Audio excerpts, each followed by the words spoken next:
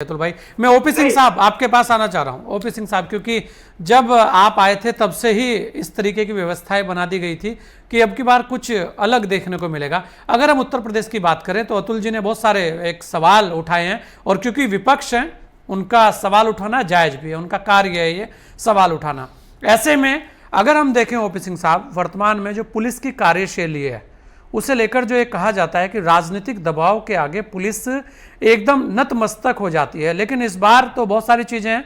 यहां तो ये भी कहा जा रहा है कि जो इनकाउंटर हो रहे हैं वर्तमान में वो सही नहीं है। उसके अलावा ये भी आरोप लगाया जा रहा है कि पुलिस को हाथ बांध के खड़े रहना चाहिए, अपराधी जो चाहे वो करें, तो वो भी ज़्यादा से अच्छा है, क्योंकि अगर वो गोली चलाएंगे और आप गोली नहीं चलाएंगे, आपको तो कैसे भी बस उन्हें पकड़कर जेल में डालना चाहिए। इस तरह की भी बातें आ रही हैं। एक हम बात करेंगे, आपने एक पहल और की थी ओपी सिंह साहब की, हाईटेक किया जाए पुलिस को थोड़ा, उसमें अब जो प्रयास हुए हैं उन्हें आप कैसे देखते हैं? और वर्तमान में जो इनकाउंटर चल रहे हैं, जो कानून व्यवस्था को दुरुस्त बनाने की जो आपने एक मुहिम छेड़ी थी, वो जो चल रही है, उसे लेकर आप क्या कहेंगे?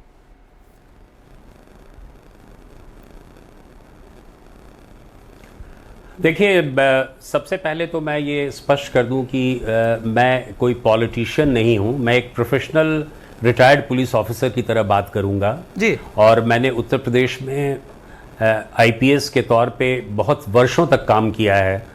37 साल की सेवा अवधि के बाद मुझे रिटायरमेंट मिला है, और उसके बाद मैं बहुत ही निष्पक्ष तरीके से पूरी व्यवस्था को, पूरी पुलिस संगठन को देख रहा हूँ। मैंने उस उत्तर प्रदेश में शुरुआती दौर से लेकर आज तक जो कुछ भी देखा, उससे मैं स्पष्ट रूप से कह सकता हूं कि संभवतः पहली बार एक कानून व्यवस्था को किस प्रकार मजबूत किया जा सके और रूल ऑफ लॉ को किस प्रकार स्टैब्लिश किया जा सके, इसका प्रयास किया गया है, और इसमें काफ़ी हद तक सरकार सफल रही है।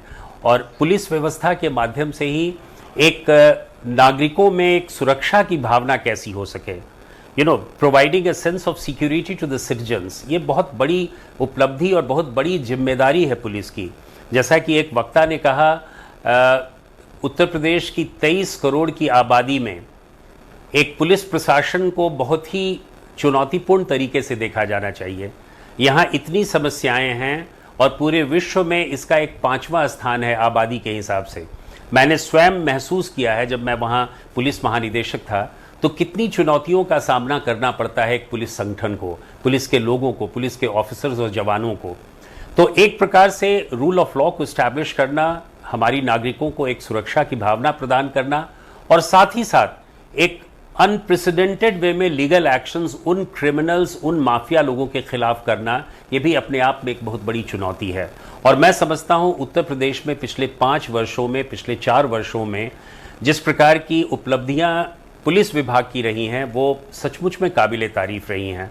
न केवल क्राइम में, अपराध में कमी आई है, माफियाओं के खिलाफ, क्रिमिनल्स के खिलाफ बहुत ही अनप्रेसिडेंटेड वे में लीगल एक्शन लिया गया है। और जो एक बात आपने कहा कि हाई टेक पुलिसिंग, ठीक है, हम स्कॉटलैंड यार्ड की पुलिस नहीं बन सके, हम न्यूयॉर्क की पुलिस नहीं बन सके, लेकिन शुरू से ही इस पुलिस की एक मंशा रही है कि हम एक टेक्नोलॉजिकली बेस्ड पुलिसिंग करें। और यही कारण है कि हमने पिछले 4 वर्षों में उत्तर प्रदेश पुलिस को एक नए आयाम की तरफ पहुंचाया है। चाहे वो टेक्नोलॉजी आधारित पुलिस हो, या बिहेवियर के रूप में पुलिस हो, या कैपेसिटी बिल्डिंग बढ़ाने में हो, या ट्रेनिंग में हो। आप देखिए कि कई ऐसे प्रयोग किए गए इन 4 वर्षों में, और उन प्रयोगों के आधार पर न कोई दंगा हो पाया, न कोई बहुत भीषण इस प्रकार का आपातकालीन स्थिति आई, और साथ ही साथ 12-13 हज़ार क्रिमिनल्स जो हैं उनको जेल के सीक्षों के अंदर बंद किया गया। मैं एक चीज़ इनकाउंटर के संबंध में बता दूं कि इनकाउंटर कोई स्टेट लेवल की पॉलिसी नहीं होती है। जब मैं भी डीजीपी था तो इनकाउंटर कोई स्टेटेड पॉलिसी नहीं था। इनकाउंटर तभी माना जाता है जब पुलिस के सामने क्रिमिनल्स चुनौती देते हैं और पुलिस पर प्रहार करते हैं, उनके ऊपर गोलियां चलाते हैं। और नेचुरल है कि सेल्फ डिफेंस में पुलिस भी गोली चलाएगी, और पुलिस भी क्रिमिनल्स को या तो अरेस्ट करने की कोशिश करेगी, और यदि अरेस्ट नहीं हो पाया तो उन पर गोली चलाकर इनकाउंटर हो सकता है। और एक चीज़ मैं बता दूं, जितने भी इनकाउंटर्स हुए हैं, चाहे वो नॉन फेटल हुए हों या फेटल हुए हों, उन सभी इनकाउंटर्स में प्रॉपर तरीके से पुलिस की व्यवस्था जो होती है उसको किया गया है। हम लोगों ने इंक्वायरीज कराई हैं, मैजिस्ट्रियल इंक्वायरीज हुई हैं, उनके खिलाफ जो जो कार्रवाई होनी है उनकी क्रिमिनल हिस्ट्री देखी गई है। और आज मैं बता दूं कि कोई भी ऐसा इनकाउंटर नहीं हुआ है जिसे चैलेंज करके उसे फर्जी करार किया गया हो। कोई भी ऐसा इनकाउंटर नहीं हुआ है जिसे फर्जी करार किया गया।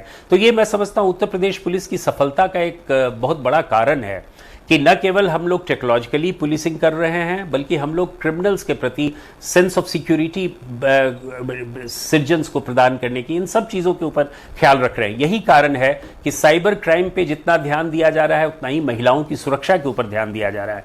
कई ऐसे प्रयोग किए गए हैं, आप देखिए कि महिलाओं के लिए एंटी रोमियो स्क्वाड के अलावा भी कई ऐसी चीज़ें की गई हैं। एक सबसे बड़ी चीज़ जो है वो टेक्नोलॉजी को इंटीग्रेट किया गया है। आप देखें कि यूपी 112 की जो उपलब्धि रही है कि हमने रिस्पांस टाइम को 23 मिनट से कम करके 10 मिनट कर दिया गया। हमने पुलिस की विजिबिलिटी को, इसकी पेट्रोलिंग को, उसकी काम करने की क्षमता को बढ़ाया है। और साथ ही साथ हमने पुलिस रिस्पांस को इंटीग्रेट किया है। एक इंटीग्रेटेड पुलिस के रूप में उत्तर प्रदेश पुलिस ने अपने आप को ढाला है। और यही कारण है कि पुलिस कंट्रोल रूम से या यूपी इमरजेंसी सिस्टम से जीआरपी को जोड़ा गया, महिला सेल को जोड़ा गया। मैं कई ऐसे उदाहरण दे सकता हूं। मैं आपको एक एग्जाम्पल दे रहा हूं कि वर्ष 2018 या 19 में एक आदमी अपनी बेटी के साथ ट्रैवल कर रहा था रेलगाड़ी में, और उसके सामने ही एक आदमी जो है उसकी लड़की के ऊपर शरारत करने की कोशिश की, और उस लड़की ने इशारों में अपने पिता को यह बताया, और पिता ने इसको ट्वीट किया। और ट्वीट करने के पश्चात जीआरपी की पुलिस जो है 2-3 स्टेशंस के बाद जीआरपी की पुलिस आ गई और उसको बहुत ही रिस्पॉन्सिव प्रोफेशनल तरीके से उस आदमी को पकड़ के उसने जेल भेजा। मैं समझता हूं कि टेक्नोलॉजिकल पुलिसिंग का ये सबसे अच्छा उदाहरण है, और यही उदाहरण जो है पूरे उत्तर प्रदेश पुलिस में छाया हुआ है और इसमें बढ़ता जा रहा है। नहीं, ओपी सिंह साहब, बिल्कुल बहुत सारी चीजें आपने बताई, क्योंकि आप खुद डीजीपी रहे हैं। एक तरीके से आप देखें कि जो विपक्ष है, अगर विपक्ष तारीफ करे पुलिस की तो क्या दिक्कत है। दूसरी बात, विपक्ष का पुलिस को सहयोग जो है वो कितना जरूरी है।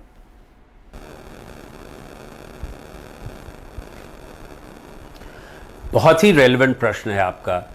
विपक्ष हो, सरकार के लोग हो, पुलिस किसी पार्टी की नहीं होती है जी। पुलिस एक निष्पक्ष संस्था है और पुलिस का काम कानून को बनाए रखना है, रूल ऑफ लॉ को एस्टैब्लिश करना है। और हम लोग संविधान के अंग हैं और हम संविधान के दायरे में काम करते हैं। तो यदि विपक्ष हमारी बातों को बहुत अच्छी तरीके से देखता है, उसको एप्रिशिएट करता है, तो मैं समझता हूं कि प्रजातंत्र की यह सफलता है।